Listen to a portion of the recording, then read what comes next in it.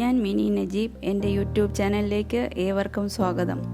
ഞാൻ ഇന്ന് നിങ്ങളെ പരിചയപ്പെടുത്താൻ പോകുന്നത് പലതരത്തിലുള്ള പോത്തോസ് അല്ലെങ്കിൽ മണി പ്ലാന്റിനെ കുറിച്ചാണ്. എല്ലാ വീടുകളിലും സാധാരണയായി കാണുന്നൊരു പ്ലാന്റാണ് മണി പ്ലാന്റ്. ഇതിൻ്റെ പരിചരണം വളരെ എളുപ്പമാണ്. ഒട്ടും സൺലൈറ്റ് ഇല്ലെങ്കിലും നല്ലതുപോലെ വളരും. ഏത് ഷേപ്പിൽ വേണേലും ഇതിനെ വളർത്താം.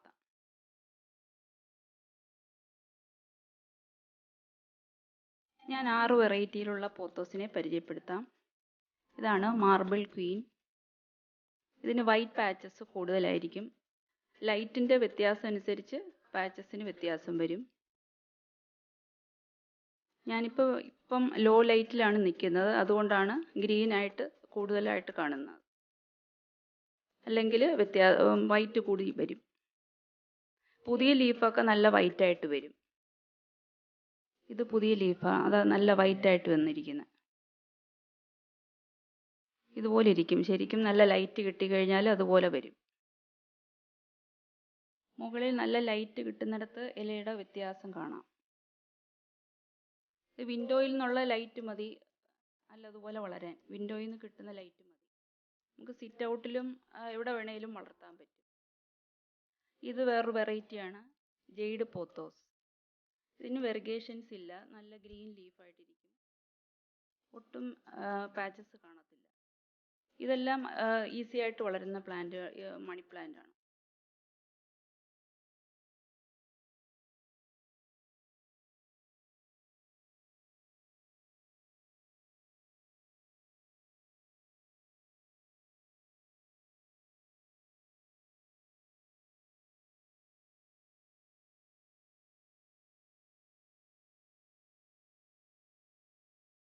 ഇൻഡോറിൽ വളർത്തിയാലും ഇടയ്ക്ക് വെയിലത്ത് കൊണ്ട് വെക്കേണ്ട ആവശ്യമില്ല.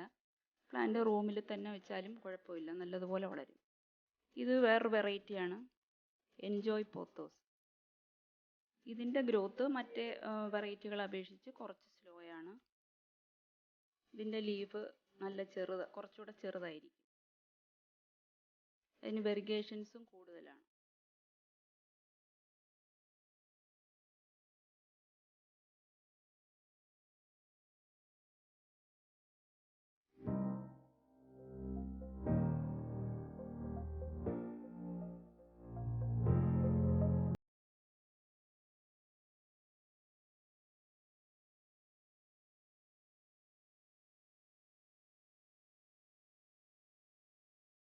ഇതൊരു വെറൈറ്റിയാണ്, ഗോൾഡൻ പോത്തോസ്.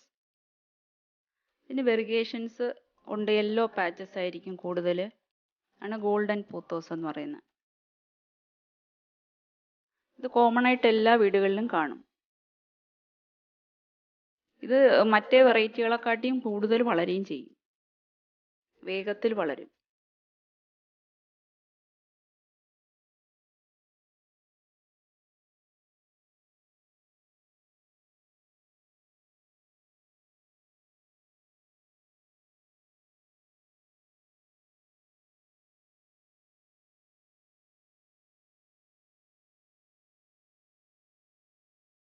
ഇത് വേറൊരു വെറൈറ്റിയാണ്, നിയോൺ പോത്തോസ്.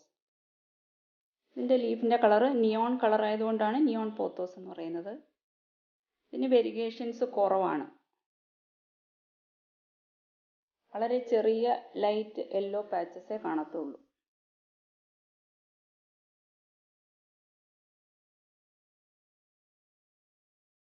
ലൈറ്റിന് ഡിഫറൻസ് ഉള്ളതുകൊണ്ടാണ് ഗ്രീനിഷ് കൂടുതലായിട്ട് കാണുന്നത്.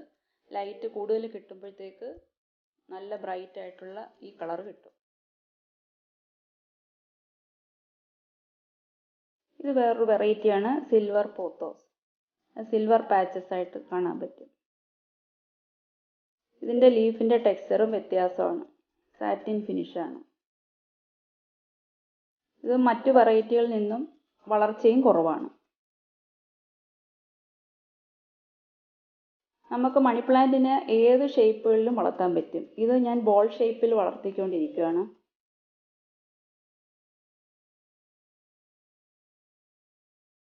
അത് വളർത്താൻ എളുപ്പത്തിന് വേണ്ടി പ്ലാസ്റ്റിക്കിൻ്റെ നൂലിട്ട് ഇടയ്ക്കിടയ്ക്ക് ഇങ്ങനെ കെട്ടിക്കൊടുത്ത് വളർത്താൻ പറ്റും.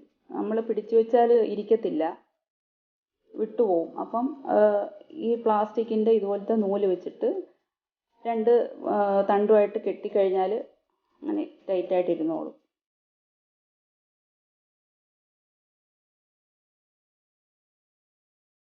ഇത് വേറൊരു ഷേപ്പിൽ വളർത്തിയിരിക്കുകയാണ്, ലെങ്തി ആയിട്ട് വളർത്തിയിരിക്കുകയാണ്. നമുക്ക് എത്ര ലെങ്ത്തിൽ വേണേലും വളർത്താൻ പറ്റും.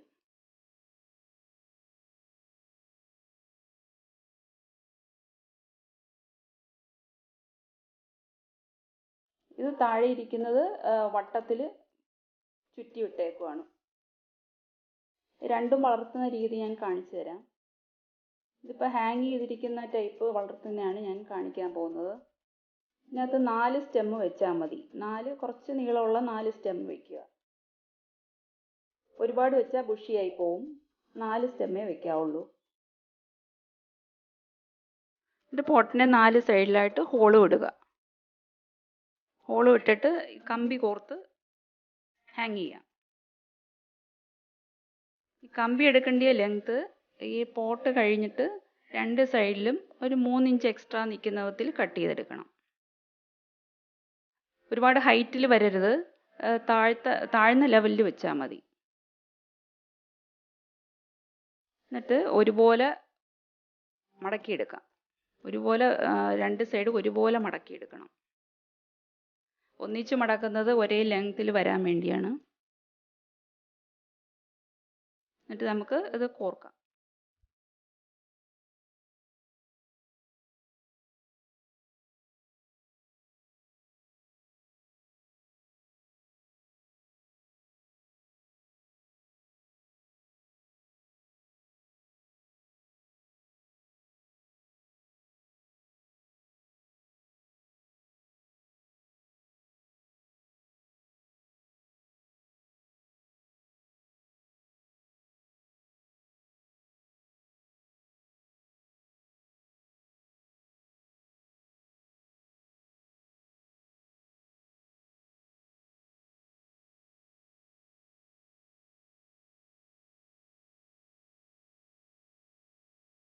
ഇനി നമുക്ക് ഇത് ഹാങ് ചെയ്യാം. ഹാങ് ചെയ്യുമ്പം ഇപ്പം ലെങ്ത്ത് ഇത്രയും കമ്പിക്ക് കുറച്ചെടുത്തത് കൊണ്ട് ചങ്ങല മാത്രമേ ചെടി വളർന്നു വരുമ്പോൾ കാണത്തുള്ളൂ. ഇപ്പം ഈ ഓരോ കമ്പിയുടെ ഇടയ്ക്കും ഓരോ സ്റ്റെമ്മ് വരുന്ന വിധത്തിലായിരിക്കണം നമ്മൾ നട്ടിരിക്കുന്നതെന്ന് നോക്കണം. 4 സ്റ്റെമ്മ് 4 കമ്പിയുടെ ഇടയിലായിട്ട് വരണം. എന്നിട്ട് എത്ര ലെങ്ത്തിൽ നമുക്ക് വളർത്തണം എന്ന് വെച്ച് കഴിഞ്ഞാൽ അത്രയും ലെങ്ത്തിൽ പ്ലാസ്റ്റിക്കിൻ്റെ നൂല് ഇടണം.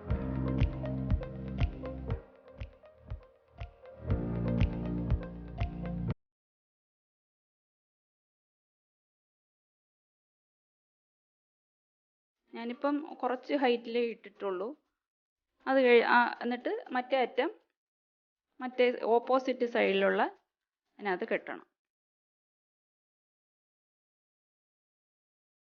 അങ്ങനെ 4 സ്റ്റെമ്മും കൂടെ കണക്ട് ചെയ്യണം.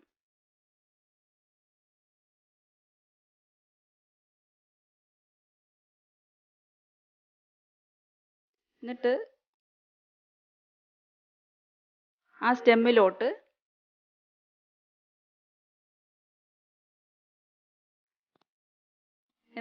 ആ ട്വെയിനിലോട്ട് അത് പിടിച്ചു വെച്ച് കൊടുക്കണം.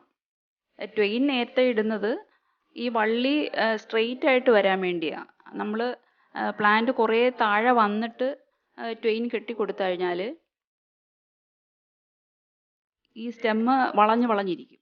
മറ്റേതാകുമ്പോൾ നല്ല സ്ട്രെയിറ്റ് ആയിട്ടിരിക്കും. അത് വ്യത്യാസം. അതങ്ങനെ ക്രോസായിട്ട് അങ്ങോട്ടും ഇങ്ങോട്ടും ക്രോസായിട്ട് വളരും.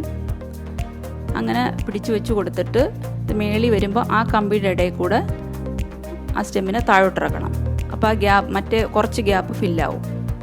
അങ്ങനെ ഫുള്ള് ഞാനിപ്പോൾ ഇട്ടിരിക്കുന്ന പോലെ വളർന്നു വരാനായിട്ട് 2 വർഷം എടുക്കും. ഇങ്ങനെ ഇതുപോലെ ക്രോസായിട്ട് പോകും.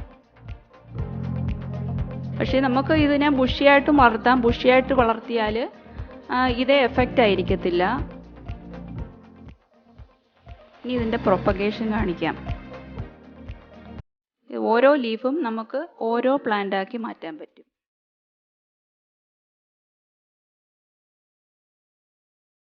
ലീഫിൻ്റെ തൊട്ട് ഒരു അര ഇഞ്ച് വിട്ട് കട്ട് ചെയ്യുക. എക്സ്ട്രാ സ്റ്റെമ്മം കട്ട് ചെയ്ത് കളയാൻ. ലീഫിൻ്റെ അപ്പുറവും ഇപ്പുറവും അര ഇഞ്ചിട്ട് ഗ്യാപ്പ് ഇട്ടാൽ മതി.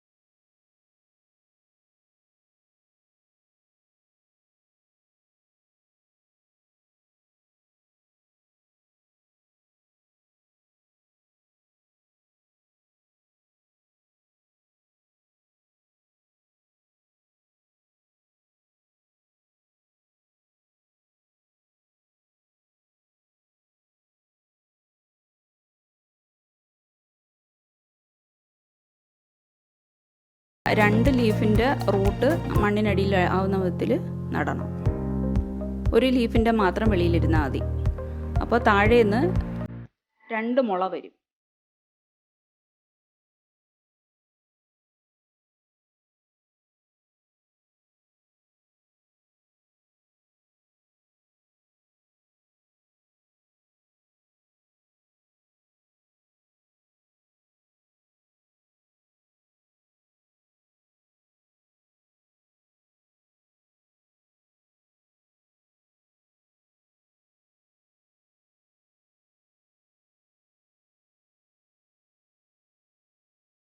പിന്നെ നട്ട് കഴിഞ്ഞിട്ട് വളർന്നു വരുമ്പോഴത്തേക്ക് റൗണ്ടിൽ നമ്മൾ ചുറ്റി കൊടുത്താൽ മതി. ഒരേ ഡയറക്ഷനിൽ ചുറ്റി കൊടുക്കണമെന്നേ ഉള്ളൂ.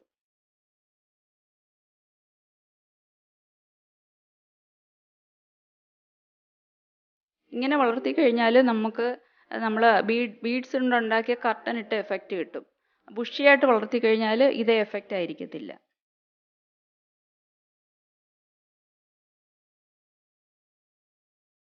ഇത് 2 വർഷമായിട്ട് മുറിക്കകത്ത് തന്നെ കിടക്കുകയാണ്. ഞാൻ വെയിലത്ത് വെച്ചിട്ടേ ഇല്ല. ജനലിൽ കൂടെ കിട്ടുന്ന ലൈറ്റ് മാത്രമേ ഉള്ളൂ. ഇത് വാട്ടർ ചെയ്യുമ്പം അതിൻ്റെ റൂട്ടും എല്ലാം നനയുന്ന വിധത്തിൽ നല്ലതുപോലെ വാട്ടർ ചെയ്യണം. ഇതിൻ്റെ ഫെർട്ടിലൈസർ എന്ന് വെച്ച് കഴിഞ്ഞാൽ NPK 2 മാസം കൂടുമ്പോൾ കൊടുത്താൽ മതി.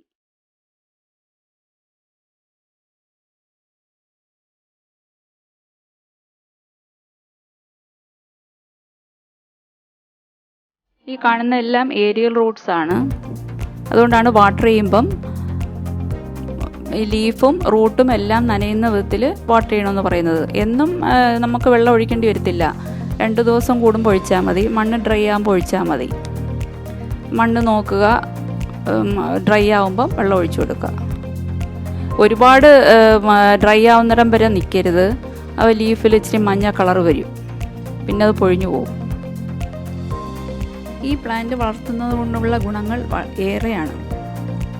നല്ലൊരു എയർ പ്യൂരിഫയർ ആണ്. നാസ റെക്കമെൻഡ് ചെയ്തിരിക്കുന്ന ഒരു ഇൻഡോർ പ്ലാന്റ് ആണിത്. പിന്നെ ഈസി ആയിട്ട് പ്രൊപ്പഗേറ്റ് ചെയ്യാം. ലോ മെയിൻ്റനൻസ് മതി. സൺലൈറ്റ് ഇല്ലാതെ വളരും. ഏത് ഷേപ്പിലും നമുക്ക് വളർത്താം. പോത്തോസിന് പ്രത്യേകിച്ച് ഡിസീസൊന്നും വരാറില്ല. നമ്മൾ 2 മാസം കൂടുമ്പോൾ ഫെർട്ടിലൈസർ കൊടുത്താൽ മതി, NPK കൊടുത്താൽ മതി. പരിചരണം വേറെ പ്രത്യേകിച്ചൊന്നുമില്ല. അപ്പോൾ എല്ലാവർക്കും എൻ്റെ ഇന്നത്തെ വീഡിയോ ഇഷ്ടമായെന്ന് കരുതുന്നു. പുതിയ വിശേഷങ്ങളുമായി വീണ്ടും വരാം.